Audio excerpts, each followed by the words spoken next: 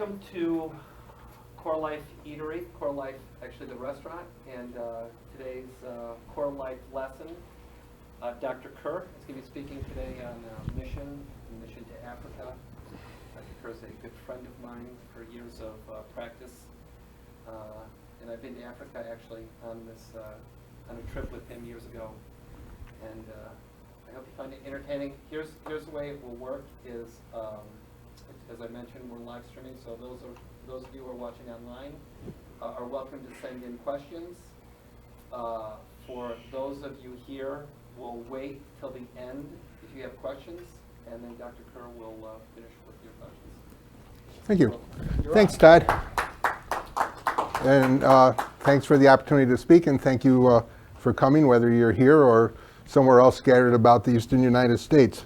Anyway, I am Doug Kerr, and I just thought, I'm still a scientist, and I still do this, objective thing. But so that have some objectives, and the first is Wilson Rehabilitation Foundation, and was named after not Dr. Wilson, who started the local hospital, but Dr. Wilson, a medical missionary, who started a mission in Korea in the earlier 1900s, and his mission was a leprosy colony. And the person who's my mentor, Dr. Topple, went there in the 50s, having finished 1 year of general surgery residency, and started working with Dr. Wilson. He then met a dermatologist from Norway who became his wife, who was working there. And over years, he went back and forth to the United States and was certified as an orthopedic surgeon here in the United States, and started the Wilson Leprosy and Orthopedic Surgery Hospital in Korea. And I forgot the name, but it's more towards the southern part of South Korea.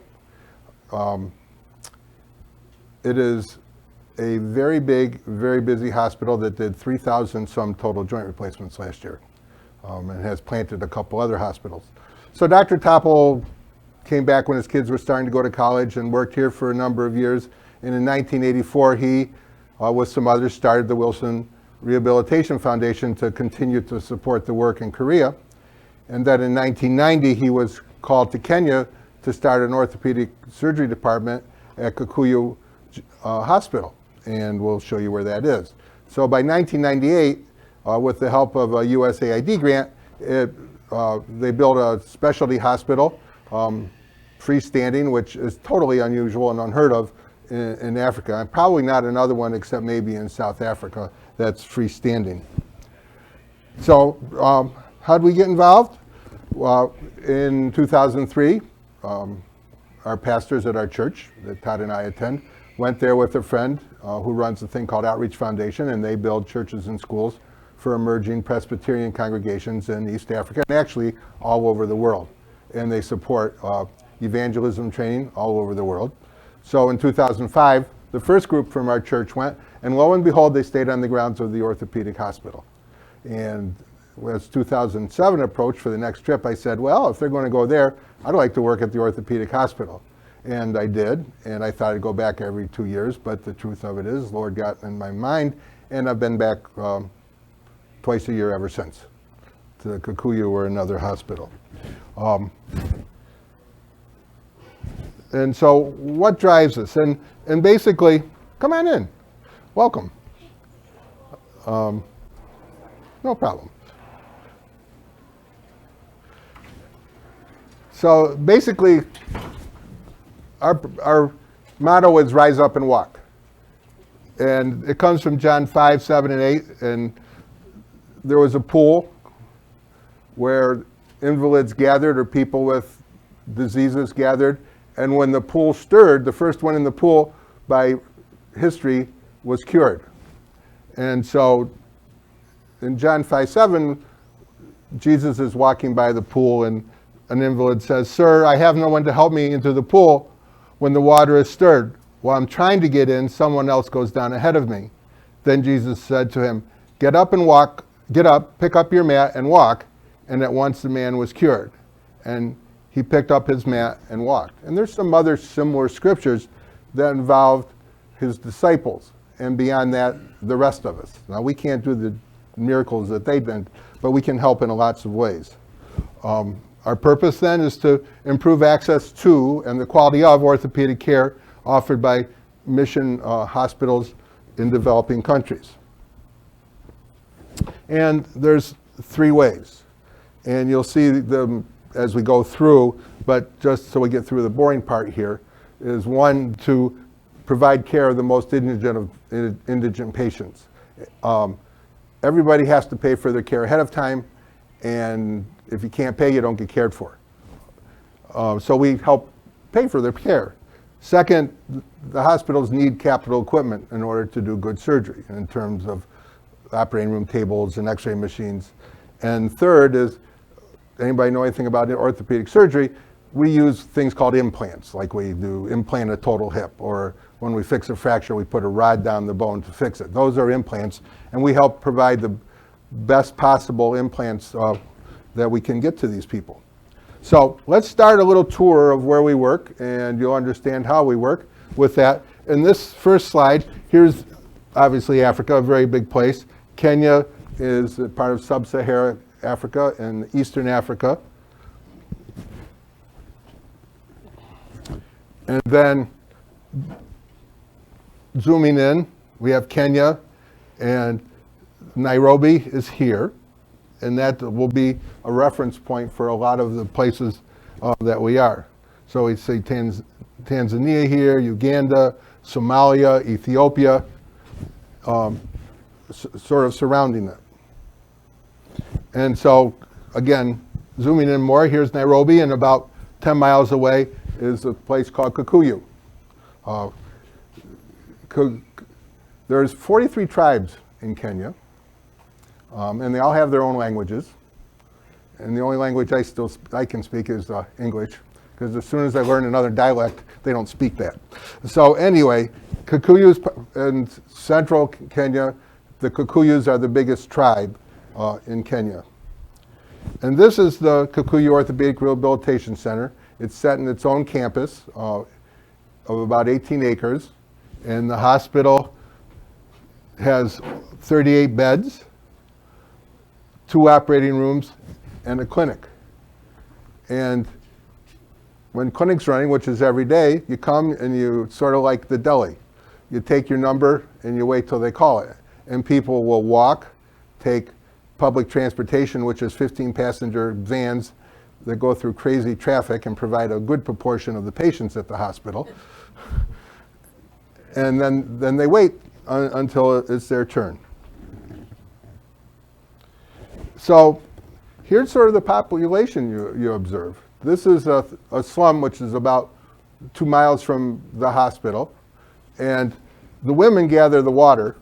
And these are 2 women.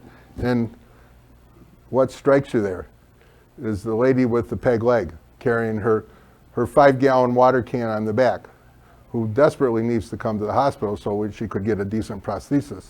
But that's the typical patient. That's all she could afford. And she gets around with that. So as I was saying, care has to be paid in advance. On the right is a neglected fracture. It's a fracture that's about a year old. It hasn't healed, and they come for care. Few have insurance or even money to pay for the care.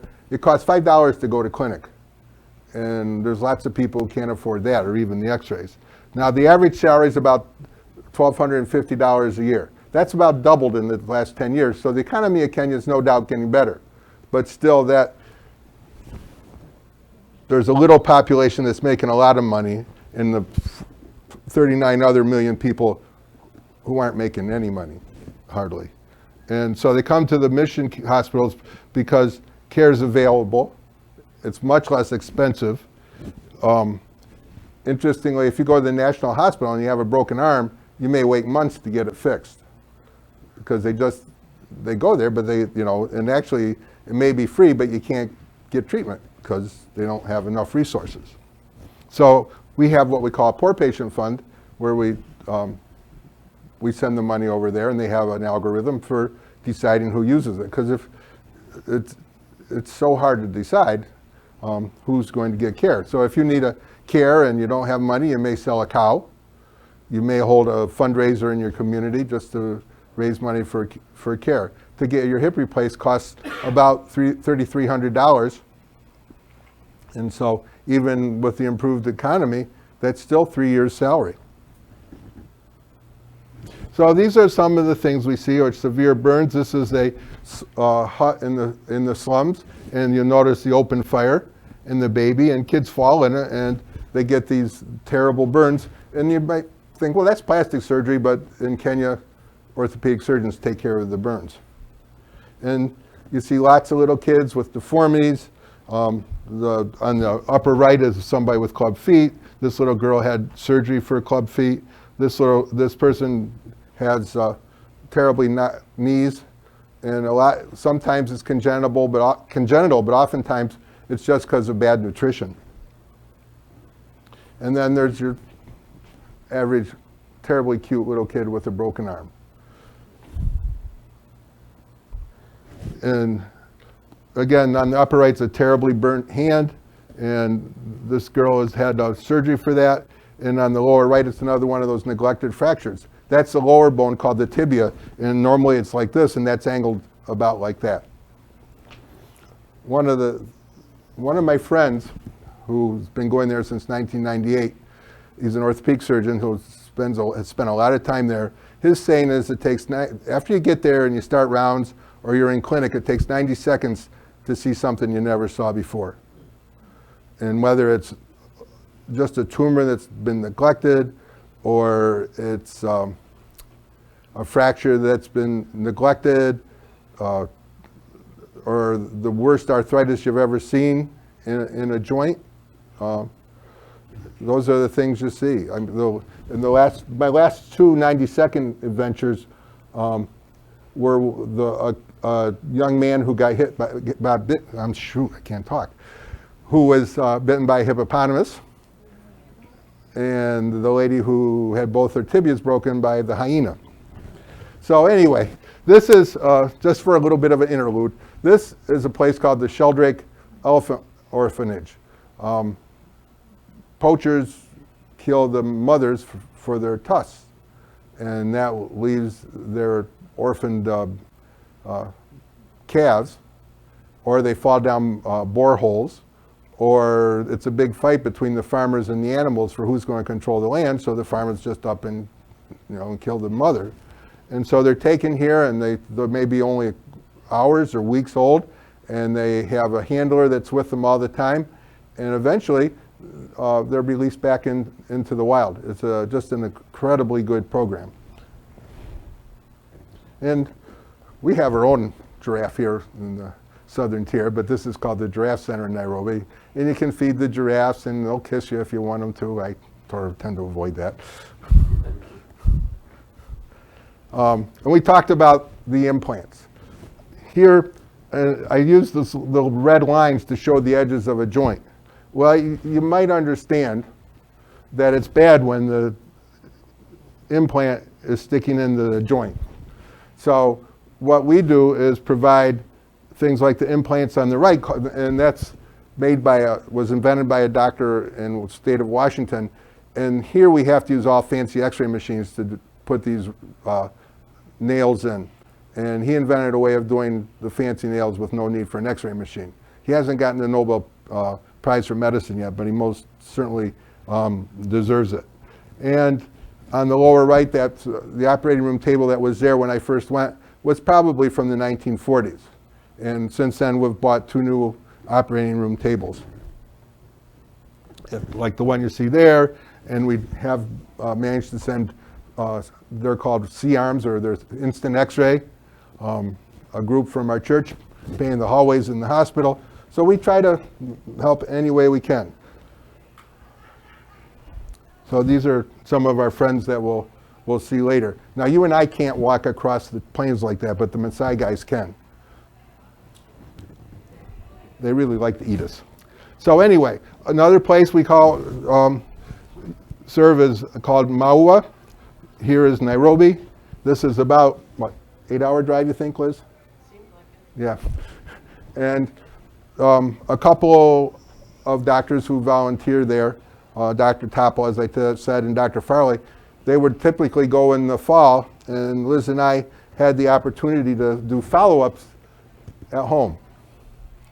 And this, we started climbing this path, and it had just had about a 2-inch rain, and the mud is like, it's so thick you can't believe.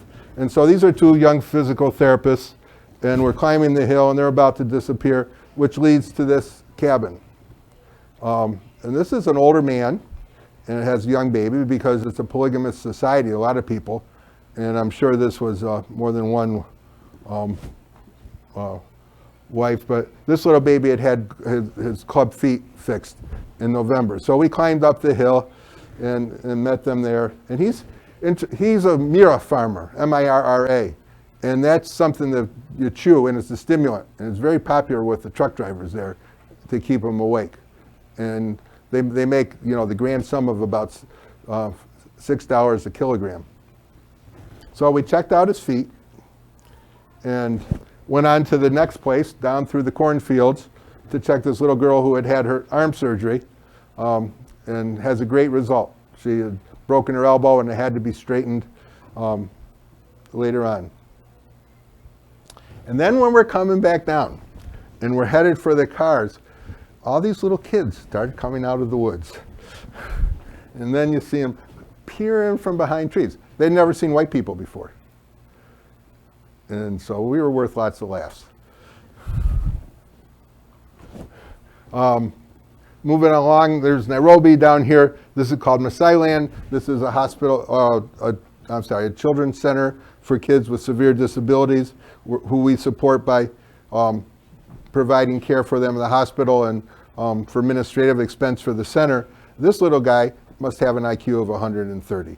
So smart. You can just see he has brace on for polio. They do physical therapy, and they integrate them in the local school system.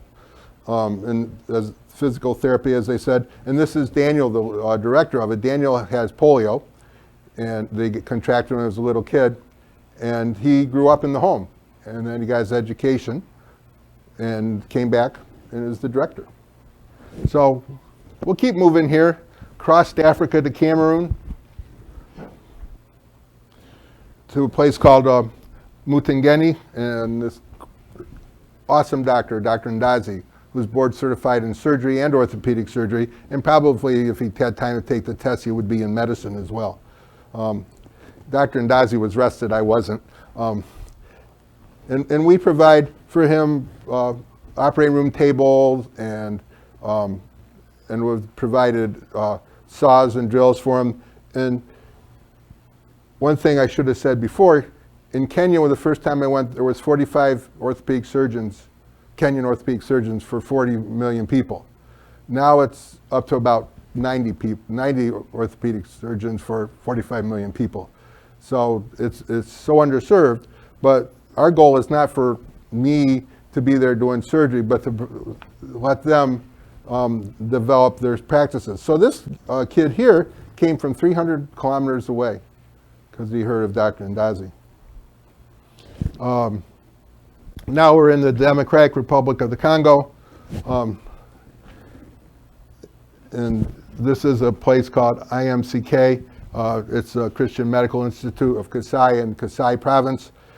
You may have been reading about 2 months ago or 3 months ago, there's been a lot of political unrest because the current president doesn't want to give up his power at term limits.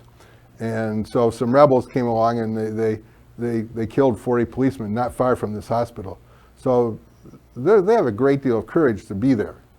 And they were pulled out for a while, but have just gone back again. And Dr. Fletcher is interesting. His father was a surgeon in India, a missionary surgeon. And his wife's parents were missionaries in India. And so he's a combination general surgeon. He does trauma. We provide those what we call the sign nail, those special nails for fractures.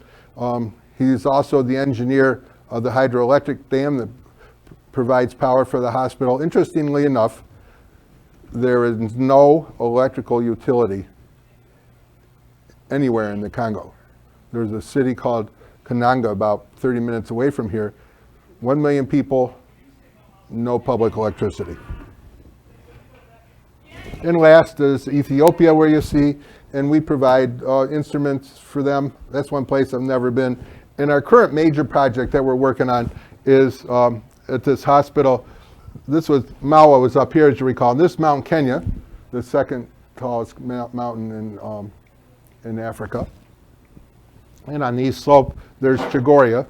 And with the advent of more orthopedic surgeons, hospitals can now hire them to work there. So what we're doing is a very, I think, important project for them, because it moves orthopedic care from Nairobi to the countryside. And it's about 4.5, 5 hours from Nairobi. And people get, again, neglected fractures because they can't get care if they have to go to Nairobi. So we're providing support for a surgeon, orthopedic surgeon, and all the other things, the OR table and all the implants. That's Dr. Mwara, who's once again one of these amazingly talented general surgeons who can do most anything. You know, we think of general surgeons here who just do work on the abdomen. You know, if you're a general surgeon in Africa, you're doing neurosurgery. I saw Dr. Fletcher, you know, an open fracture of the skull, take care of that. You do plastic surgery, you do vascular surgery, that's the best you can. And the people you work with are just amazing. These are some nurses, and they're well trained, and they are dedicated to what they do. Because if you're working in a mission hospital, you don't earn as much as you could elsewhere. So it really takes a lot of dedication to come. And the other thing we do is we give opportunity for students to go. This is a girl from Vestal named Dolores Gordino, went to BU, played Division I basketball, graduated in 3 years, went to Mansfield so she could really, for her last year eligibility, went to medical school, finished the top of her class, and is now a shoulder surgeon in Albany. So she went with me. This is about 6 or 7 years ago, and we give the opportunity for. I've taken some seniors from the university, and nurses and other doctors go along, not necessarily orthopedic surgeons. And a couple things you need to understand: when we go, we all pay for our own way, and no one. The foundation does not pay for any travel. Another one of the students that has gone along. So then, if there's a group of people who've never been there before, or when our church goes, at the end we go on a safari. You can't go on a safari, you can't go to Kenya, in my estimation, without going on a safari, because this is God's animals, and they're just so incredible. So what you do is you hop in a little plane and then head for the places you stay. When you take off, you pass over what may be the biggest slum in the world, or one of them, and the counts vary. It's somewhere between 250 and 1 million people, but no one's ever gotten the exact count. And so you fly directly west to what's called the Masai Mara. You may know it better as the Serengeti. That's what they call it in Tanzania. And you land on a dirt strip. That's so much fun. I don't know if you like airplanes like me, it's fun. I don't know. So you stay in a game camp, and you travel around in Land Rovers, and it's a real contrast, because where we stay at the hospitals is really basic hostels with real basic food. It's been a little bit more westernized, but it's still an awful lot of really, really, really tough meat and rice and Lots of kale. Lots of kale, yeah. Right? You know, that was the origin of CoreLife Eatery, wasn't it, Todd? And I probably shouldn't tell him, but kale would never cross his lips. You've been outed. Yeah, really? Okay. So anyway, you know, and the Maasai people don't necessarily own the camp. Some of them they do. And one of the important things is when you go on safari, you're providing people with an opportunity to work.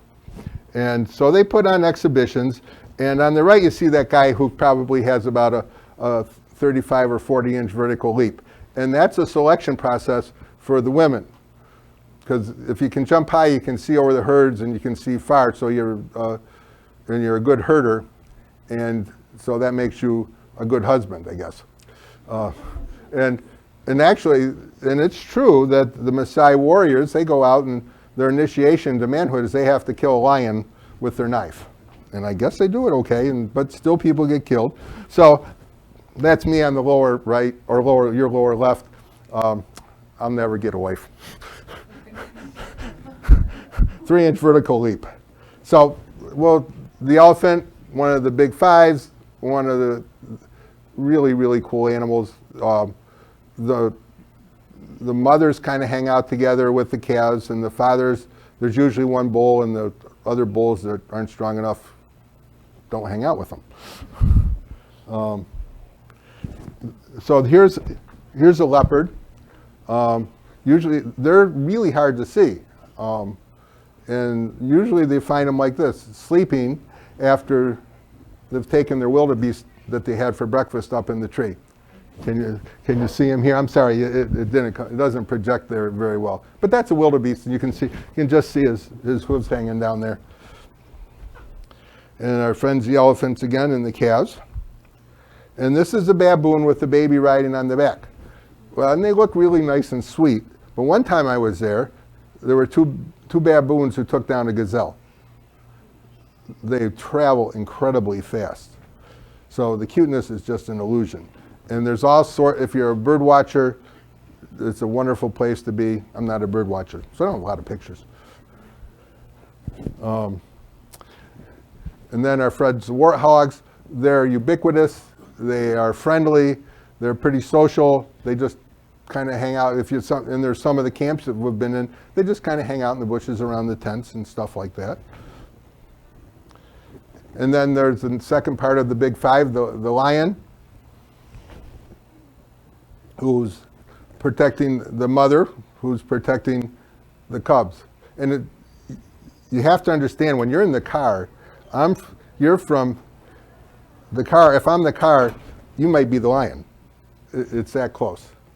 And they're accustomed to the cars, but don't get out. In January, one of the ladies with us dropped her cell phone over the side.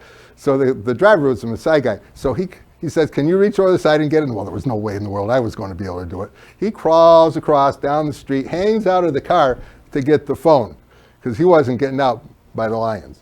That would be really bad for his health. Interestingly enough, if a lion kills somebody, the park rangers kill the lion, because he gets used to human blood and he don't like it. I've used some of your pictures, Christy. Did you know that? Yeah.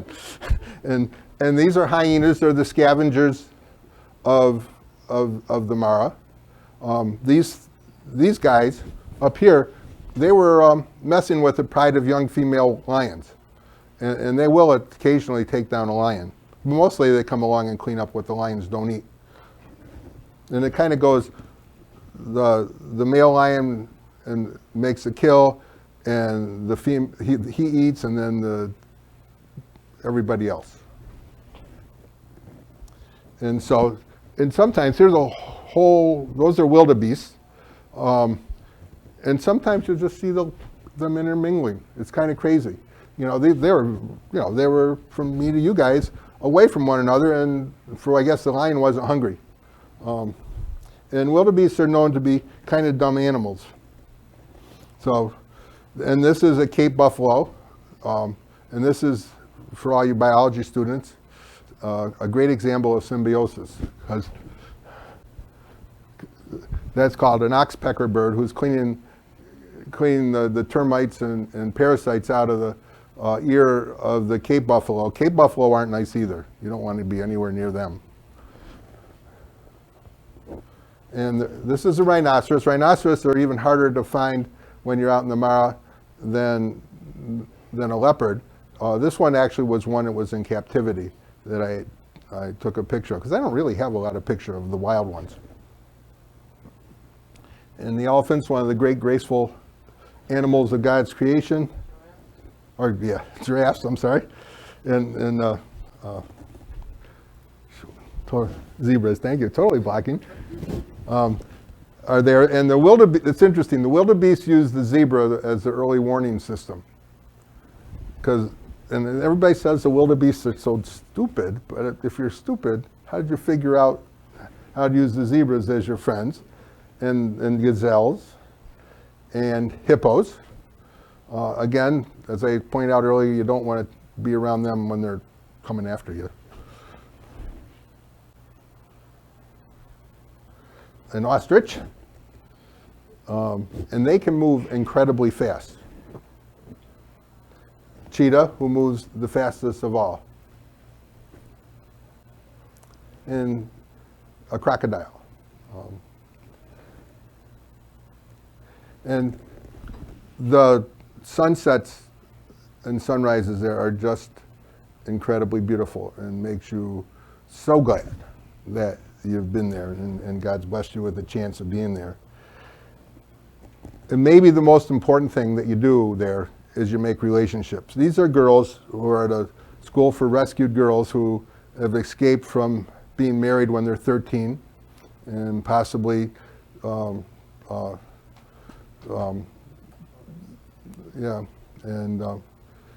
genital mutilation takes place. And so they're at this school, and there's about half rescue girls and half, it's such a good school that lots of people want to send their girls there. And we were there in January with the girls, and their teacher said, well, where you want to go to high school down the road? And no, they said, we want to go to Alliance Girls School, which is the best girls' high school in Africa. And you make friends with all sorts of people. These are the leaders of the Outreach Foundation that builds the churches and schools. And so, anyway, thank you for listening. I'm about to take questions, but two things. Number one, I'm here primarily to educate you. Second, we do need money. And if you feel that you'd like to do that, there's some brochures there. Down in the back, there's some contact information and some cards. And with that, I'm happy to take questions. Thank you.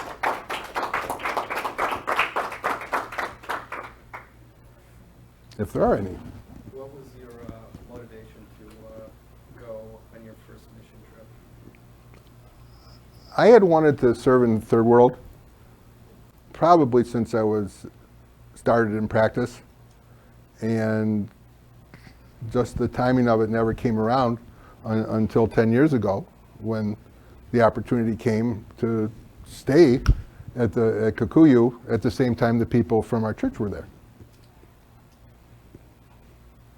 But it had been sort of a lifelong dream and prayer to do that.